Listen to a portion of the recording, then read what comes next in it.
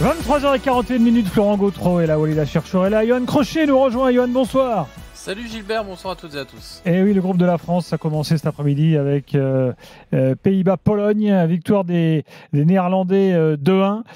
Johan, bon, je pense que tu n'as pas été impressionné par les Hollandais aujourd'hui. Non, mais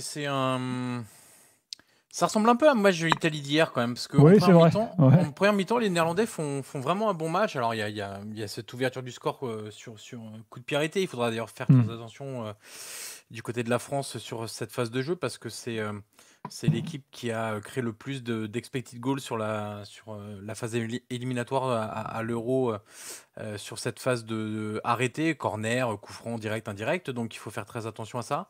Et les Pays-Bas ont multiplié d'ailleurs au cours de la deuxième mi-temps les fautes un peu bêtes sur les côtés, offrant des coups de pied arrêtés rentrants à 20-25 mètres, légèrement décalés. Donc ça, c'était en termes stratégiques, je trouve qu'ils ont mal joué le coup. Mais en dehors de ça, la première mi-temps, ils l'ont vraiment maîtrisé. Ils ont eu beaucoup d'occasions. Chesney a fait encore un gros match. Voilà, on sait la capacité qu'il a à être présent dans les grands rendez-vous. Et il est toujours là, Chesney, qui va sans doute quitter la Juve cet été. Et après, en deuxième mi-temps, ça a été beaucoup plus compliqué. On a le sentiment qu'ils ont été de plus en plus nerveux en voyant le temps s'écouler et leur difficulté à se créer des occasions. Parce qu'autant en première mi-temps, ils en ont eu pas mal. Autant en deuxième mi-temps, ils n'ont pas eu beaucoup d'occasions. Et Koeman a réussi à changer un peu les choses avec ses changements. Alors, pas le changement de Wijnaldum, parce que c'est catastrophique. Il joue avec un déambulateur maintenant. Et Alors, je vais vous dire, ce soir aux Pays-Bas, il se fait assassiner. Il a touché 6 ballons en 28 minutes. Donc, c'est pour vous donner une idée du fantôme qu'il a été. Mais par contre, Verhorst a apporté, Frimpong a apporté sur le côté droit.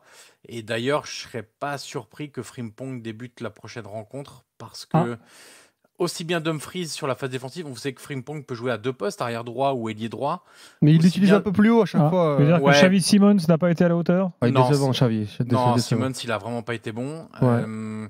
Et comme il a des gros doutes, Koeman, sur la capacité défensive de Frimpong, il l'utilise plus haut, mais Dumfries a été tellement en difficulté aussi aujourd'hui défensivement qu'il pourrait le remplacer. Il pourrait remplacer aussi bien Dumfries que Xavi Simons sur le prochain match. Mais en tout cas, grâce au changement, il y a eu une vraie différence, ça a ramené de l'énergie, et puis surtout, il y a quelque chose, c'est que autant Memphis t'apporte des choses dans le jeu quand il décroche, autant quand il n'est pas trouvé entre les lignes et que lui devient un petit peu plus statique, quand tu arrives aux abords de la surface et que tu as besoin de mettre un peu le ballon dans la surface ou créer des combinaisons et que lui n'est pas là, on a vu des Cody Gakpo, des Denzel Dumfries, des Xavi Simons arriver sur le côté, lever la tête et puis voir que des Polonais. Donc ça a été aussi compliqué à ce niveau-là. Et c'est vrai que quand Verhorst rentre, tu joues un ballon vertical sur lui, il n'a même pas besoin de contrôler, il frappe, il marque.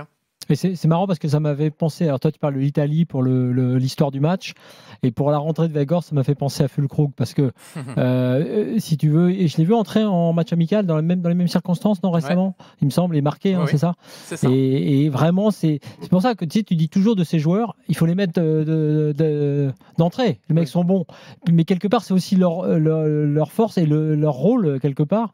Donc tu sais jamais s'il faut pas les laisser en impact player comme ça, parce qu'il a vraiment cette façon. Parce qu'ils n'ont pas profité du travail de Sapp sur les 60-70 premières minutes pour derrière tirer son épingle du jeu. Après, ce qui est étonnant sur cette phase, c'est que, mais intéressant aussi, si tu la reprends, c'est que Nathan Ake fait ce centre finalement assez directement dans la surface, alors qu'il a un dédoublement. C'est un peu contré, non? Oui, elle a un tout petit peu contré. Dévié, le ballon, mais néanmoins, dans la façon de jouer, si tu veux, je pense que c'était dur à défendre parce que tu t'attendais à ce que l'action continue. Tu vois, le dédoublement était bon côté gauche. Le centre, quelque part, était un peu anodin, si tu veux. Mais il est transformé par un neuf. Là on parle d'équipes qui peuvent marquer. Tu vois, hier, on se posait la question pour l'Italie et Johan. Là, tu as une arme en plus sur le banc pour ça. Je trouve que ça, c'est... Ake, il a été très intéressant. De toute façon, le côté fort des Pays-Bas, c'était le côté gauche. Avec Ake et Cody Gakpo, c'est vraiment les deux qui ont fait une bonne première mi-temps aussi. Ouais. Et d'ailleurs, il n'était pas très content de sortir. Il a secoué un peu la tête et il a été interrogé à la fin du match sur ça. Il a dit j'ai pas trop compris pourquoi je suis sorti. J'avais pas l'impression d'avoir fait un mauvais match, et ce qui n'était pas le cas parce qu'il a été élu homme du match d'ailleurs. Mais Ake et lui ont été très bons. Milieu de terrain, pas hyper convaincu, mais de toute façon, il faudra faire avec ça. Parce que t'as pas Kopp Mainers et t'as pas Frankie de Jong, donc il faudra. Moi, j'ai été séduit par ton gardien, puisque tu avais quelques doutes sur lui, c'est ça? Ouais, bien sûr. Bon match, en fait, les 3 gardiens, si tu veux, ils ont à peu près le même niveau. C'est-à-dire pas excellent, pas ridicule. Ça peut être des bons gardiens sur des jours où ils sont en forme. Et effectivement, moi, j'ai été, je vais pas dire surpris, parce qu'il avait fait aussi des bons matchs à Brighton. Je l'ai vu aussi en difficulté à Brighton. Mais en tout cas, il a été, tu as raison de le souligner, il a été très bon vers Verbruggen ce soir. Après, globalement, la victoire, elle est logique, parce que sur la première mi-temps, tu l'as dit, le corner, c'est quand même contre le cours du jeu. Même si la Pologne s'est créé 2-3 situations avec Verbruggen qui a été plutôt bon. Dans la production, dans les intentions, quand même, les Pays-Bas ont été. Ça nous permet de redécouvrir que Buxa appartenait à Lens. Oui, mais apparemment, il met des buts à la Diaspora. Ce que j'ai trouvé intéressant par rapport à d'autres équipes. Lewandowski devrait revenir en prochain match. Donc, contre la France, ce qui est intéressant, quand même, c'est une arme comme une autre, mais. Par rapport à quand tu sais que tu vas subir, tu risques d'être moins fort que l'adversaire. Je trouve que ce que la Hongrie n'a pas fait alors qu'on me les avait annoncés forts sur les coups de pied arrêtés, là tu vois dès ce début du match mettre ce but sur corner, bon derrière ça n'a pas suffi et tant mieux, je dirais les meilleures équipes à gagner, mais c'est quand même une force, un point qu'il faut utiliser. Tu parlais de ça, Johan, tout à l'heure. Voilà, ce joueur-là, il est bon pour ça, pas seulement d'ailleurs, parce que derrière, il aurait même pu leur servir, tu sais, de point de fixation pour les faire remonter le bloc et tout.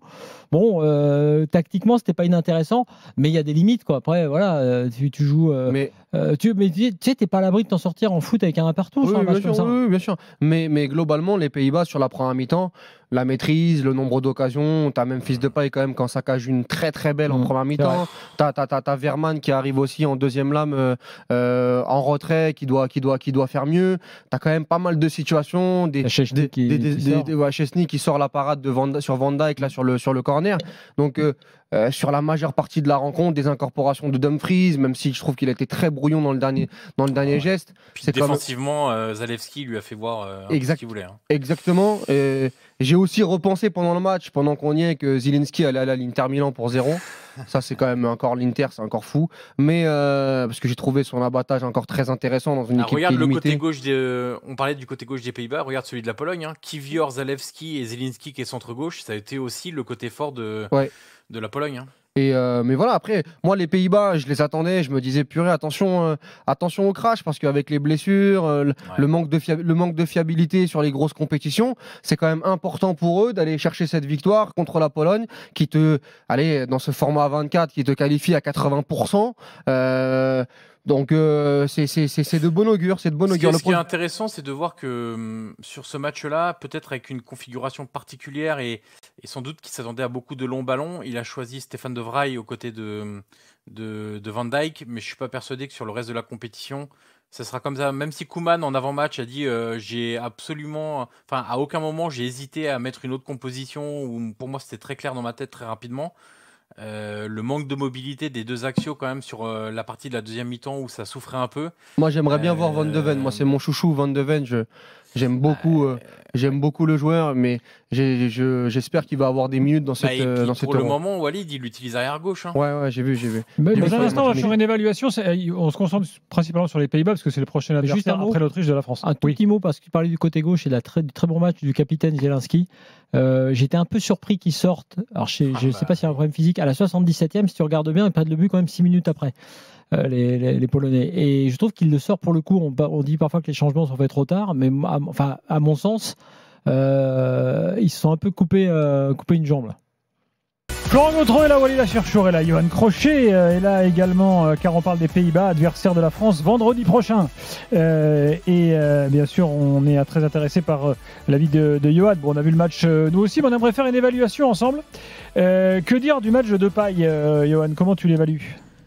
Moi j'aime bien tout ce qu'il propose dans le jeu parce qu'on l'a vu en première mi-temps, techniquement c'est lui qui faisait des différences, même en décrochant assez bas sur le côté gauche, sa zone préférentielle aussi. J'aime ce qu'il apporte dans ce rôle de faux neuf et Koeman lui fait vraiment confiance en ce sens. Après, quand il marque pas, tu peux toujours dire la grosse occasion où il met cette demi-volée largement au-dessus, plein axe, c'est un peu dommage. Moi je trouve qu'il fait un bon match. Après, si on évalue un attaquant par le nombre de buts, évidemment qu'il va manquer quelque chose. Mais moi, je trouve qu'en première mi-temps, il a vraiment apporté quelque chose à cette équipe des Pays-Bas. Ouais, c'est toujours de toute façon la même chose avec Memphis Depay, c'est qu'il va t'apporter pas mal dans le jeu, mais parfois je trouve qu'il se regarde un petit peu trop et qu'il n'est pas assez méchant dans le dernier geste. Maintenant, moi, j'aimerais bien l'accompagner d'un joueur de surface. Après, Comment outiller ça sur le trio d'attaque comme Koeman a envie de le faire. Ça C'est paraît pas évident. compliqué parce que la seule option, c'est à ce moment-là, c'est de mettre Depay à gauche, mais tu peux pas enlever Cody Gakpo de sa position préférentielle. C'est ça. Tu pourrais faire un 4-2-3-1, mais est-ce qu'aujourd'hui, en l'absence de De Jong et Koop Meiners, tu as un milieu de terrain suffisamment à l'aise et robuste pour jouer à deux? Je suis pas persuadé non plus. Ouais. Donc tu es un peu coincé, par les défections au poste de milieu de terrain. Et puis je trouve quand même qu'il lui manque un coup de rein quand même là. Hein. C'est-à-dire que Depay ? Ouais. Sur les passes, sur la vision, la vista, il va toujours faire sa petite spéciale là sur le côté. Il est capable sur quelques mètres, mais pour emmener quand tu es en transition pour accompagner. Pour accompagner. Des fois, j'ai l'impression qu'il a plus la même vitesse. Bon, ça a jamais été le joueur le plus rapide. Les autres. C'est surtout que Gakpo et Simons vont particulièrement vite. Donc exactement, peut-être aussi. Ouais, après, il y en a d'autres un peu moins connus. Enfin, Tijani Reinders, là. Reinders, moi j'adore. On va reparler de Reinders dans quelques instants, mais vous le savez, c'est l'alerte pour gagner vos places pour France-Pologne.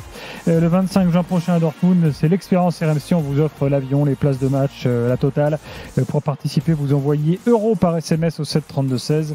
€ par SMS au 732-16. Bonne chance. Donc je reviens à Reinders. On parle moins de lui que des trois autres offensifs, là, parce qu'ils sont plus connus. Voilà, donc, non, beau joueur, mais après. avec Uwe Reinders. Oui.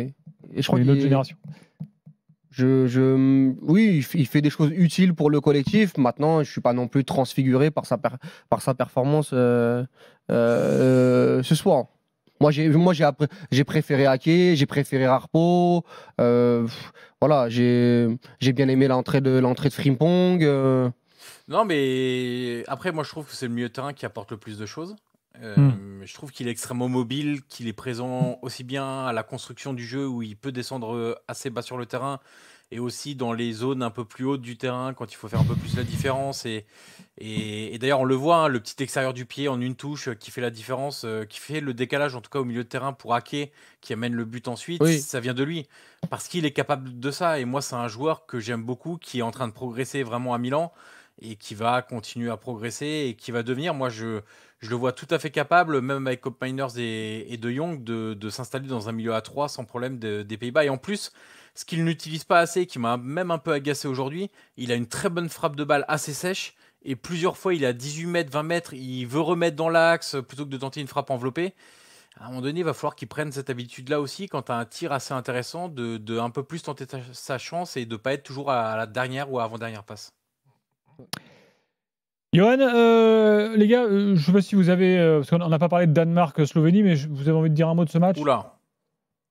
Il a pas été. Moi, j'ai trouvé que c'était l'un des matchs les plus, pas ennuyants, mais presque depuis le début de l'Euro. J'étais un peu déçu, moi, de l'équipe du Danemark. Oui, c'est ça qu'on retient. Ouais, j'étais. Bon, la Slovénie, évidemment. Non, parce que sur la deuxième mi-temps, la Slovénie, quand même, ils ont des situations, ils ont des occasions. C'est un scénario qu'on a quand même connu dans plusieurs matchs depuis le début de l'Euro. C'est-à-dire que tu as une équipe, l'équipe supposée censée être la plus forte qui domine, qui prend le jeu à son compte et qui est, on va dire, au niveau où on l'attend. C'était le cas du Danemark sur le début du match.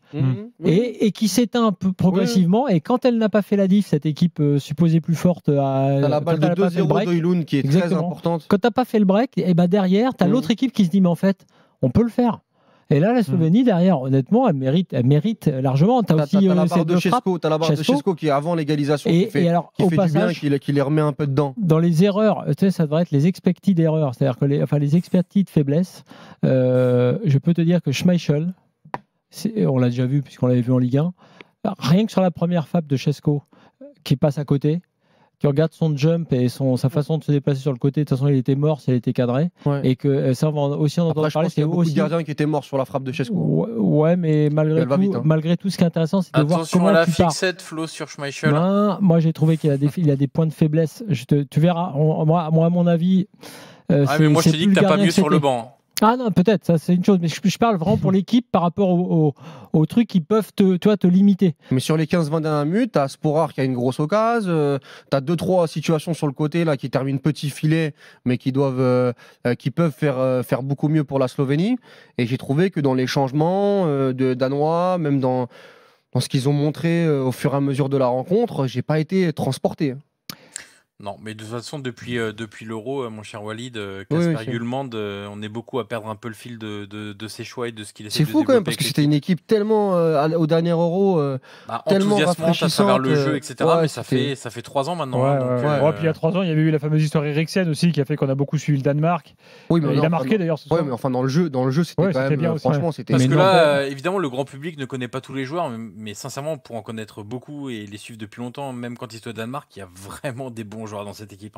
Vraiment, mais même par rapport à certaines plus grosses nations, quand vous avez un Højbjerg, quand vous avez un Eriksen, un Jonas Fint, un Rasmus Højlund, un Christiansen qui est titulaire à Bologne, un Alexander Bach qui est titulaire à Benfica, Morten Hjulmand qui a été exceptionnel au Sporting, il y a vraiment matière à faire autre chose que la bouillie de foot qu'ils nous ont proposé aujourd'hui. Donc j'espère que c'est le petit accident d'entrée d'Euro et qu'ils vont se réveiller, mais ça peut vite tourner comme la dernière Coupe du Monde aussi. C'est quoi le deuxième match ?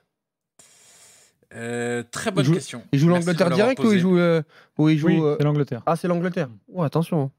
Merci Johan. Merci à vous. Bonne soirée, à très vite.